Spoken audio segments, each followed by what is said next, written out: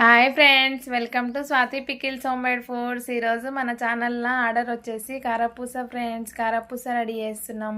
శనగపిండిలో కొంచెం బియ్యం పిండి కలిపి ఉప్పు, కారం, అల్లం వెల్లుల్లి పేస్ట్, కొంచెం నెయ్యి వేసి పిండి తడిపేసిన ఫ్రెండ్స్. స్టవ్ వెలిగించి కడాయి పెట్టి ఆయిల్ వేసేసిన. ఆయిల్ వేడెక్కేలోపు ఈ ఇత్తడి దాంట్లో పిండి పెట్టేసిన ఫ్రెండ్స్. కానీ ఇత్తడి దాంట్లోకించి అస్సలు పిండి వెళ్తలేదు ఫ్రెండ్స్.